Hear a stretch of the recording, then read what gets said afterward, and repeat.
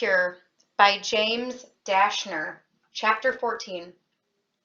Thomas blinked rapidly, trying to adjust to the darkness. The alarm rang in shrill, deafening bursts. He sensed Minot stand up, then heard him shuffling about. "The guard's gone," his friends shouted. "I can't hear her." As soon as he said the last word, the sound of power charging filled the gaps between the whines of the alarm, followed by the pop of a grenade exploding against the ground. The bolts of electricity lit up the room. Thomas saw a shadowy figure running away from them back down the hall, gradually disappearing in the gloom. "My fault," Minot muttered, barely audible. "Get back in position," Thomas said, fearing what the alarm might mean. "Feel for the crack where the doors open. I'll use the Rat Man's key card. Be ready." He felt around the wall until he found the right place, then swiped the card. There was an audible click, and one of the doors began to swing inward. "Start shooting!" Minot shouted. Newt, Brenda, and Minot began to launch grenades through the doorway into the darkness. Thomas carefully got into position and followed suit, shooting into the fray of dancing electricity that now crackled on the far side of the doors. It took a few seconds between rounds, but soon they had created a blinding display of light and explosions. There was no sign of people anywhere, no answering fire. Thomas let his gun drop to his side. "Stop!" he yelled. "Don't waste any more ammunition." Minot let one last grenade fly, but then they all stood and waited for some of the energy to die down so they could safely enter the room. Thomas turned to Brenda, speaking loudly to be heard over the noise. "We're a little short on memories. Do you know anything that'll help us? Where is everyone? Why the alarm?" She shook her head. "I have to be honest. Something definitely feels off." "I bet this is another one of their bloody tests," Newt yelled. "All of this is meant to happen, and we're being analyzed all over again." Thomas could barely hear himself think, and Newt wasn't helping.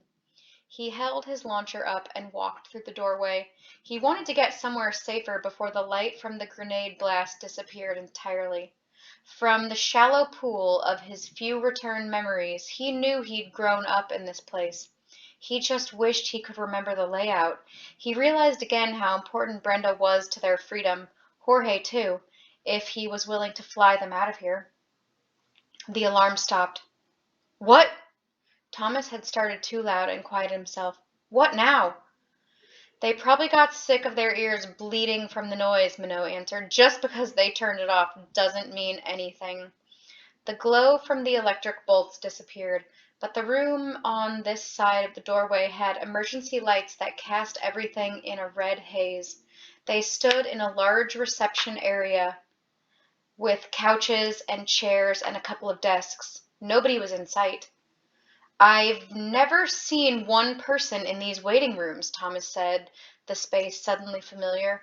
"The whole place is empty and creepy." "It's been a long time since they allowed visitors here, I'm sure," Brenda responded. "What's next, Tommy?" Newt asked. "We can't just stand here all day." Thomas thought for a second. They had to find their friends, but ensuring that they had a way out seemed the first priority.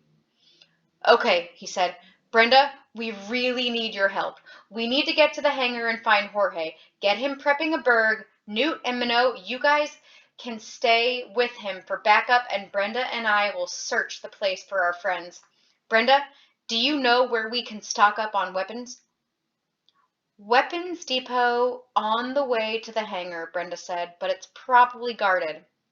"We've seen worse," Minot offered. "We'll start firing till they drop or we drop." "We'll cut through 'em all," Newt added, almost with a growl. "Every last one of those buggers." Brenda pointed down one of the two hallways and that branched off the reception room. "It's that way." Brenda led Thomas and his friends through turn after turn, the dull red emergency beacons lighting the way.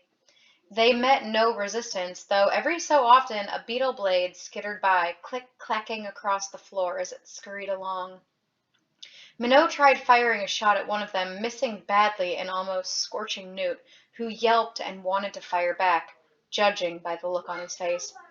After a good 15 minutes of jogging, they reached the weapons depot. Thomas stopped in the hallway, surprised to find the doors swung wide open. From what he could see, the shelves inside seemed fully stocked. That does it, Minot said. No more doubt. Thomas knew exactly what he meant.